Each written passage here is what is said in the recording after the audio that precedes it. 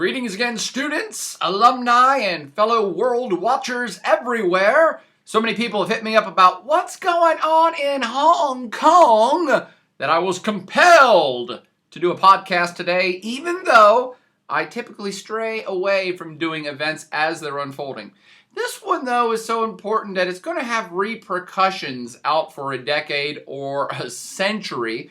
So what is the deal in Hong Kong right now? What's all this Phooey kablooey going on? Hey, anybody as old as me know the cultural reference for Hong Kong Phooey? Because that's kind of what I want to name this podcast. There's some Hong Kong Phooey going on. We could also name this podcast Tiananmen Take Two? Question mark. Because what we have going on, my friends, in Hong Kong is a pro-democracy movement that's turned into a political protest / sit-in that is now starting to spiral out of control here on September 30th. And this is on the very eve, or is it next day? I believe it's on the eve of the 65th anniversary of China's modern-day independence. So in a very historic celebratory thing that's getting ready to happen tomorrow, there's these great pro-democracy protests which are embarrassing the hell out of the Chinese government in this major city called Hong Kong. Now, just to run down on the actual events, about a week ago, some students, I believe it was student-based protests started saying, hey, the Chinese government is reneging on a deal that they had with Hong Kong for us to have direct elections to elect it's kind of like the mayor or the governor of Hong Kong. And the Chinese government was changing the rules. And so these students went out and protested. And all's well and good with protests. And these were peaceful protests that now involve perhaps 100,000 people. And they're 100% peaceful. No one's even gotten seriously injured, to my knowledge. No one's died. So peaceful protest started by students. But then they took a turn for the worst, as protests often do, when on Sunday night, and that would have been 2 days ago, so September 28th, on Sunday night, and these protests were starting to be kind of sit-in style protests in the downtown districts of Hong Kong, an exceptionally busy industrial, business-oriented city that was starting to impact the business. And so on Sunday night, the Chinese government of China, not of Hong Kong, the Chinese government probably gave the word to the Hong Kong officials that it was time for this protest to be dispersed physically. And so Sunday night, the Hong Kong police went in and started shooting canisters of tear gas and perhaps hitting people with batons. The usual thing that governments classically screw up on, which is the worst way to deal with a protest is to beat everybody up, because all that does is infuriate more people who then want to join the protest, and that's exactly what's going on. So the beatdown occurred on Sunday night, and that actually rallied more Hong Kongians to the cause. And so now we're looking at protests that are involving tens of thousands, if not hundreds of thousands of people, that is basically shutting down the city and causing consternation big time in the Chinese government on the eve of their 65th anniversary of becoming a modern free state. Wow. So what's the real lowdown going on here, Boyer? Is this is there some big uprising for democratic principles across China? No. Is this just a single city that just wants democracy? Not really that either. It is an interesting situation, but let me tell you first about where it's going on. Hong Kong. The reason this is of such great international significance, and however this plays out has great international significance, is that first and foremost, you need to know, Hong Kong kicks ass, all right? Hong Kong is, as an outsider, I got to say this. Hong Kong is the most important city in China. It's not just a city in China that has a bunch of people in it. It's got 7 million citizens. There are way many more Chinese cities that have way many more people than that. It's not the most populous Chinese city. It's not the capital city. That's Beijing. But Hong Kong is Hong Kong. It's the most important richest cosmopolitan city in China. In fact, it's not just the greatest city in China, it's one of the 3 greatest world cities, period.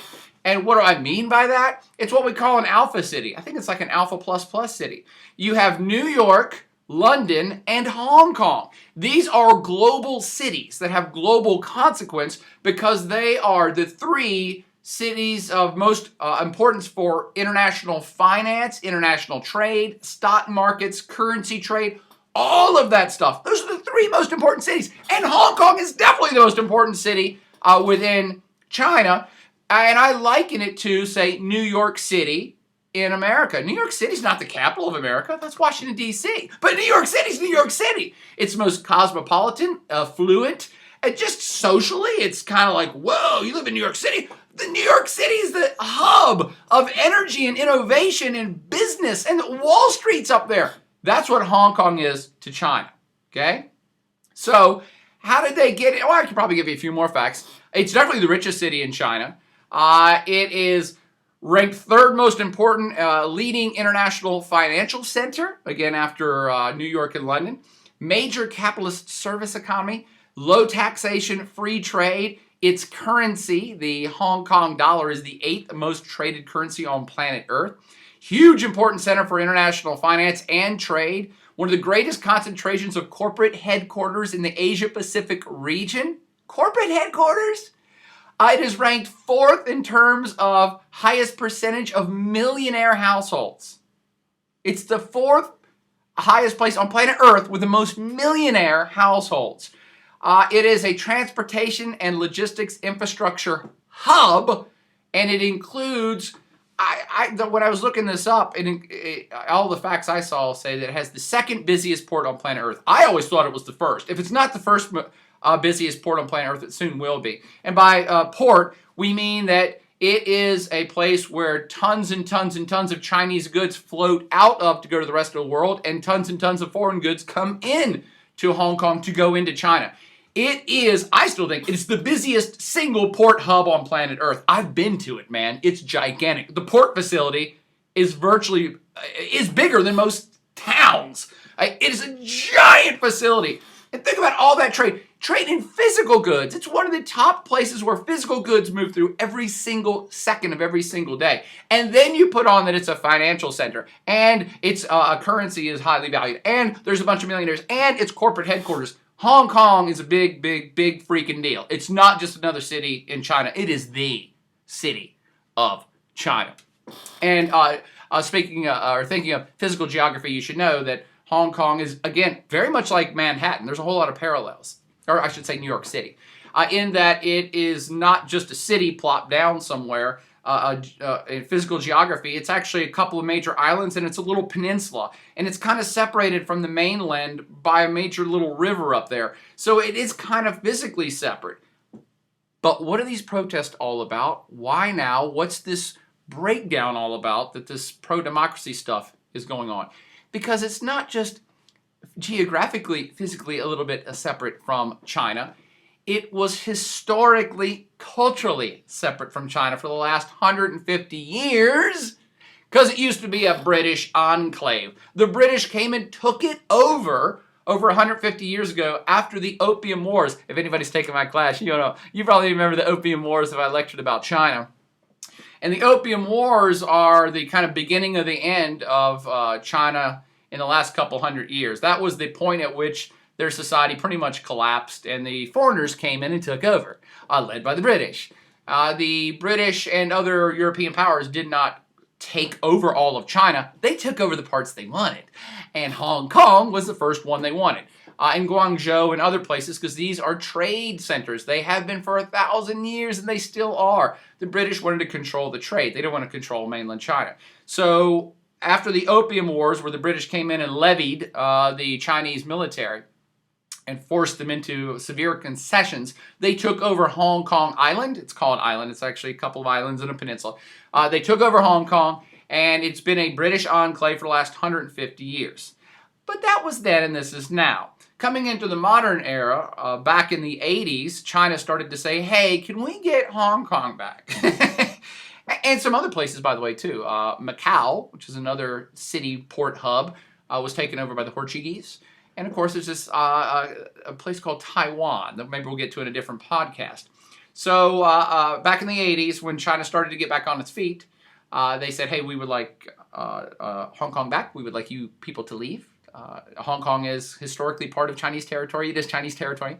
And the British said, yeah, you're right. So they had an agreement, I think back in 84. They had an agreement, and the British were saying, okay, well, here's the agreement. We'll leave, but we want to assure that this is now a financial and trading hub, and the citizens of this city have for 150 years lived under British control, British rule. And we have the rule of law, and we respect civil liberties and all that jazz. And they do. And they respect civil liberties to a Western standard, and not an Eastern standard, not a Chinese standard. So when negotiating this transfer of Hong Kong back to Chinese control, the British and the Chinese government came to an agreement. I think Deng Xiaoping was in charge at the time, and Deng was like, no, here's what we'll do. We'll call it one country, two systems. So one country, two systems. One country, China, two systems. Chinese mainland is communist controlled. And Hong Kong will allow you guys to keep your civil liberties and a degree of autonomy, a high degree of autonomy, and your kind of rule of law that you've had. And basically, we'll let you guys, as a city-state, control most of your own business, except for all things military and foreign policy. You'll have to default to us for that. And we'll respect you guys' stuff in the way that what you're used to, as long as you understand that we're in control and this is Chinese territory. And everybody's like, well, that's a pretty good deal. Okay, cool. And that took over when the physical handover of Hong Kong from the British to Chinese happened in 1997. And that was when this agreement took place where they said, okay, it's reverting back to Chinese control with this agreement that they have a high degree of self-autonomy, civil liberties, rule of law as established by the British, and a 50-year time frame to sort out some sort of a democratic process by which that they're going to continue to do what they do underneath the Chinese system. And the Chinese said, that's cool. Okay? So far, so good, right? Here's where it starts to get messy, though. That was in 1997. China was still up and coming at that point. Trust me, I was teaching classes back in 1997, and I wasn't talking about China as a superpower or the economic leader of planet Earth in 1997. We were talking about they are growing and they're doing a lot better, but in 1997, they weren't in a position to just do what they wanted to do. But now they are. So let's now fast forward from 1997 to 2014. The Chinese government and China itself is massively powerful, massively rich. It will be the world's largest economy very soon. And their military is rejuiced and revamped. And there's a tremendous amount of national pride in China right now. Tremendous. National pride is something not to be underestimated, and it's actually hard to even explain it to modern-day Americans because we haven't had this level of national pride since, like, World War II. National pride, like, yes, our country's the best, we're awesome, nobody better mess with us, China's great, woo! That's the way the United States people felt after World War II. We're like, whoa, we just beat the Nazis, our economy rocks, nothing can stop us, we're going to put a man on the moon. That type of spirit now exists in China.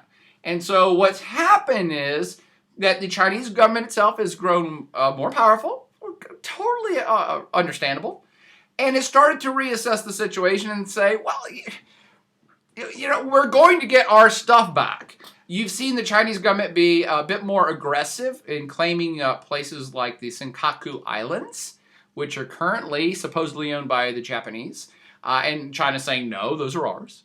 And it's just the way that it is. And the Chinese government has said forever, Taiwan is also ours, and it's just the way that it is. The Chinese government has said Tibet is ours, and that's just the way that it is. China's also said the South China Sea is ours, and it's not even near us, and that's the way that it is. It's ours, and we're going to defend it to the death. This more nationalist spirit, hawkish attitude has actually only come about in the last couple years. I've been watching it. And you're seeing it now manifest in the situation in Hong Kong.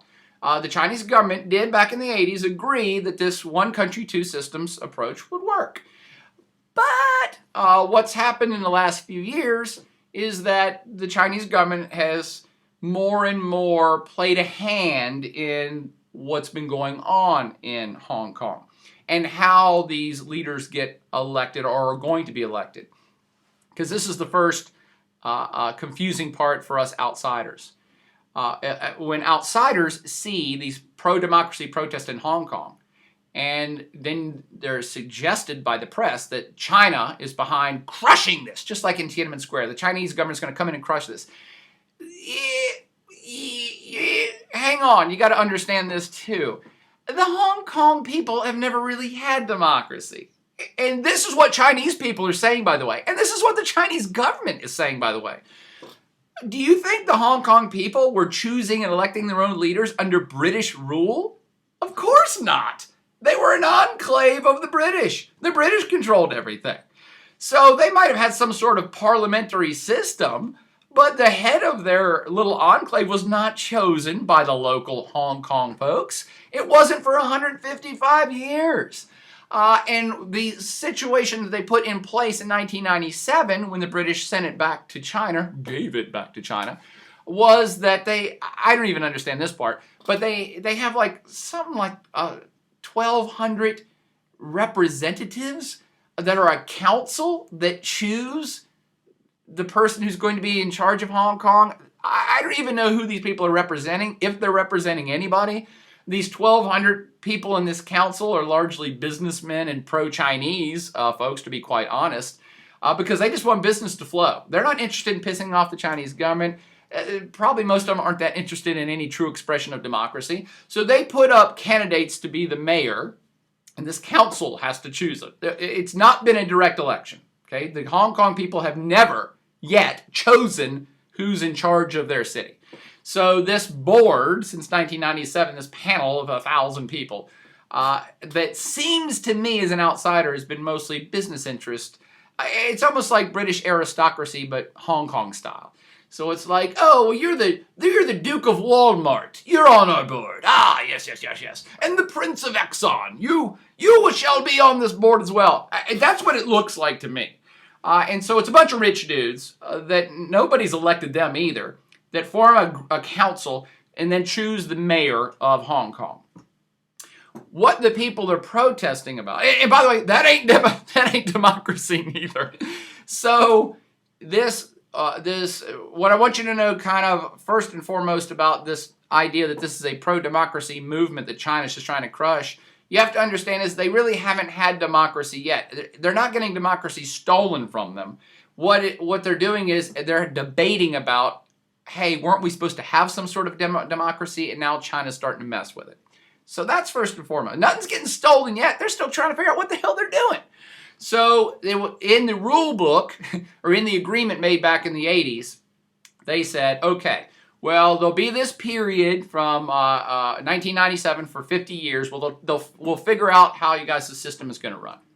And in the interim, from 1997 until 2017, so 20 years, we'll have this panel pick the mayor.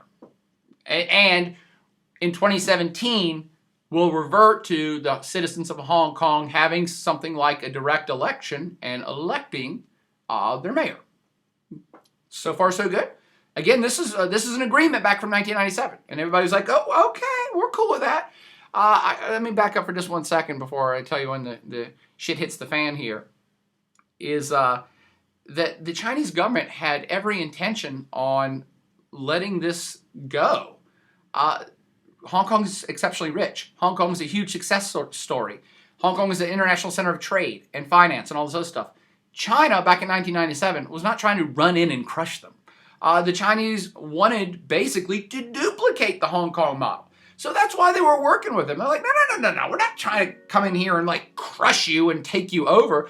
We're trying to say, hey, you're going to kind of have to do it our way because you're kind of going to be China eventually. But we're going to do this in stages and it'll be all cool. And don't worry, we don't want anybody panicking, especially all you investors and all you business people who have your headquarters there. Nobody panic. It's going to be all casual and cool. That's why it's unfolded as it's done. Okay, now how the shit hit the fan here recently. Because leading up to 2017, hey, that's just a few years away, they've been putting the structures in place to figure out how this election's going to happen. And slowly, ever so slowly in the last few years, the Chinese government has been asserting its authority into how this is going to play out.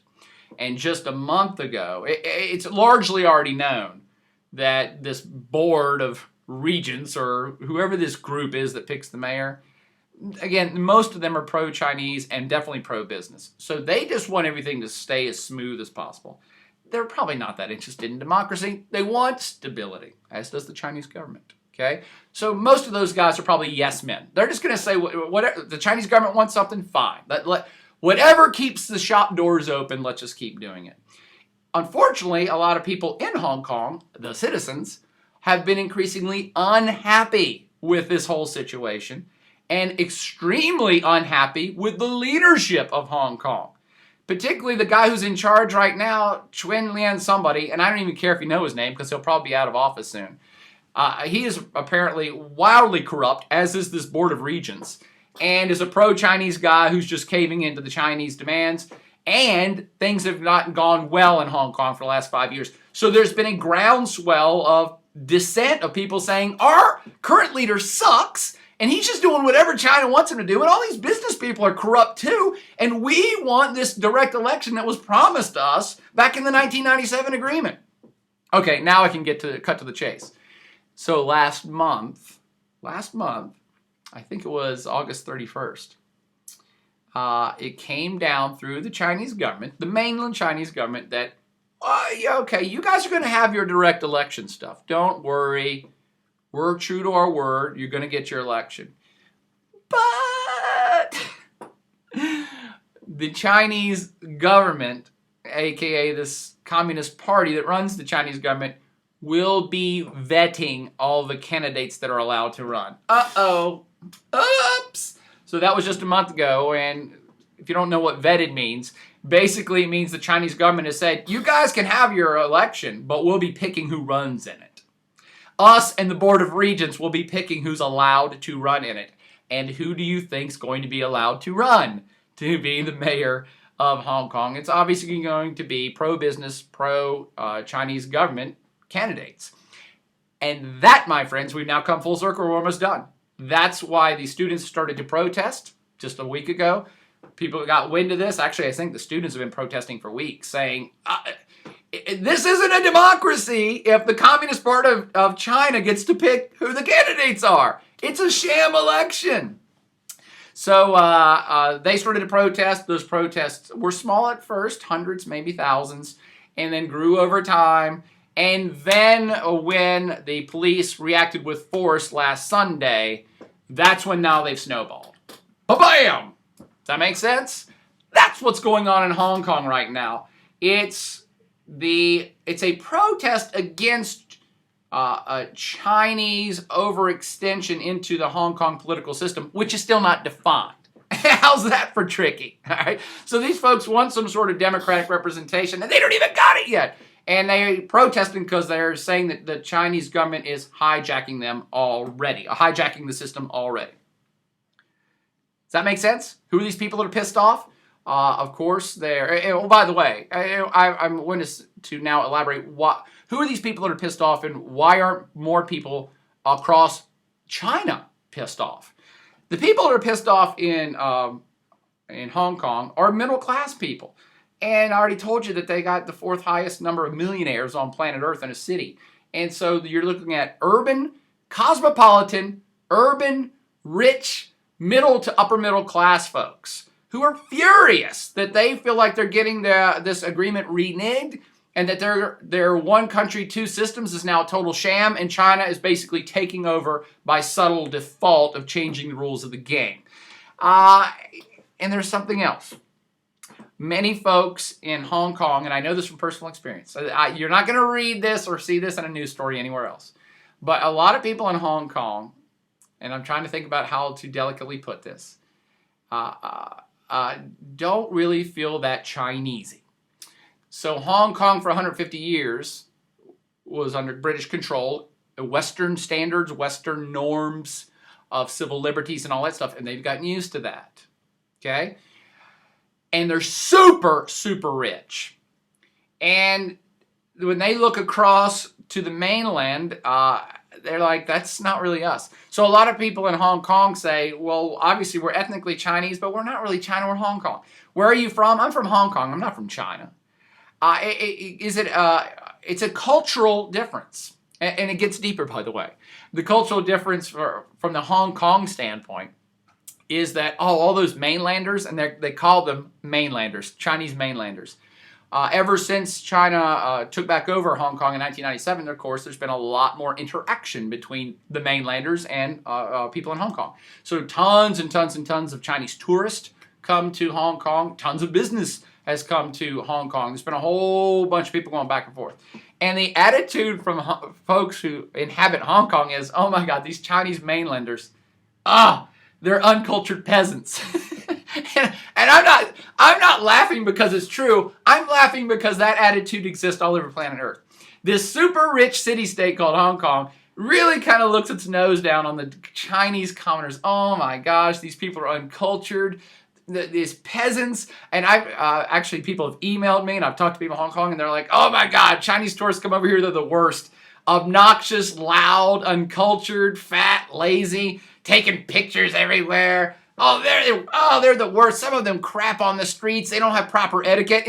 And again, I'm not making fun of Chinese mainlanders. That's the Hong Kong attitude, and you can see that attitude exhibited from urban areas and metropolitan areas to the surrounding countryside all over planet Earth. I just never thought about it in the Chinese context until I've come face to face with it. So there's actually this kind of cultural divide too of, we're Hong Kong, we're not really China. We've been way richer than you guys for 100 years.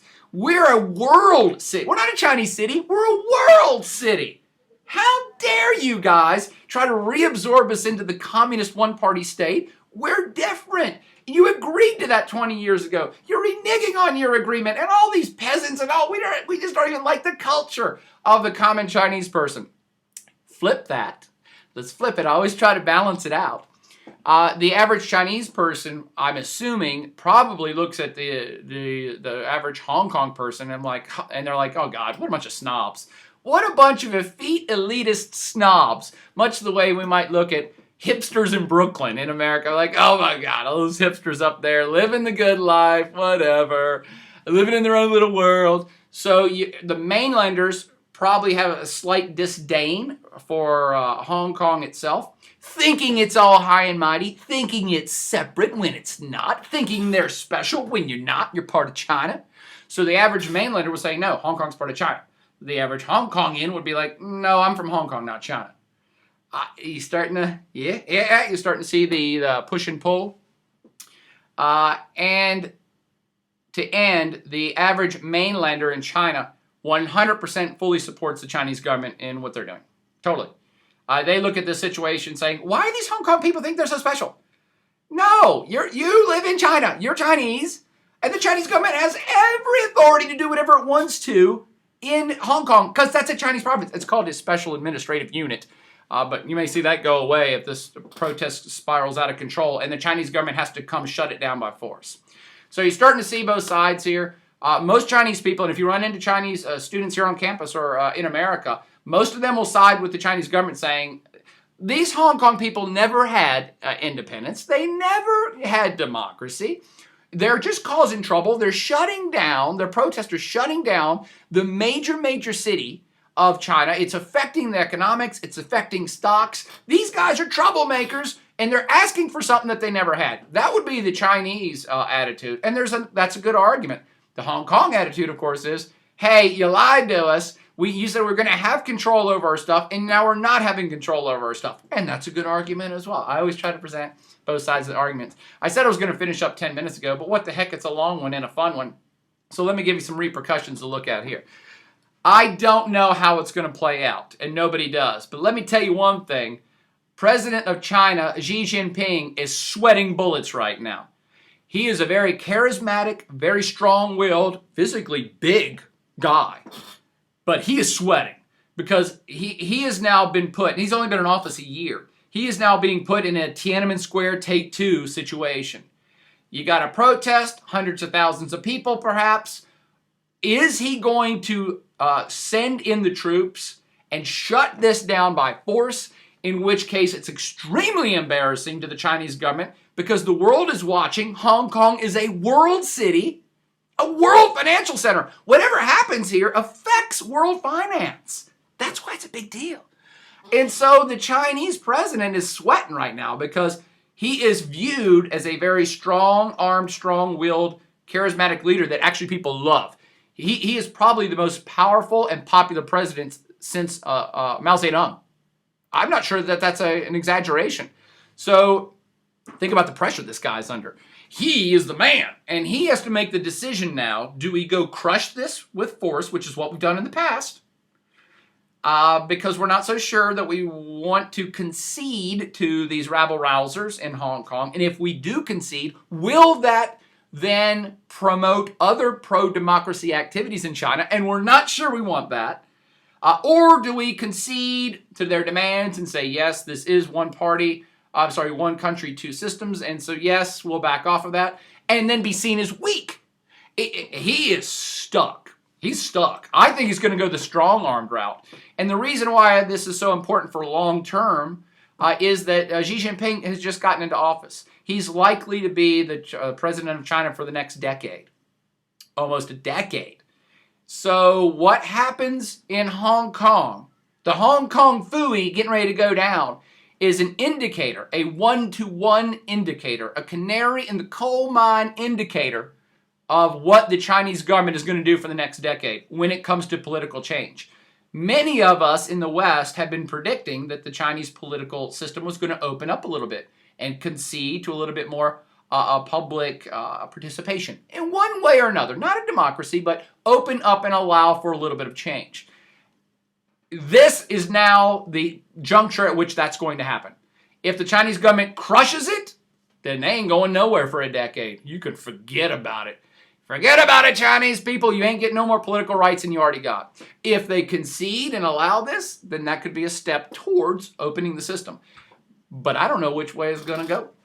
This also has repercussions for what happens with, say, the Senkaku Islands, Inner Mongolia, the Xinjiang province, where there have been Uyghur uprisings, Tibet, where there have been Tibetan uprisings, and Taiwan. All of these are areas that have some peoples in them that perhaps don't want to be part of China and that have had political uprisings in the past.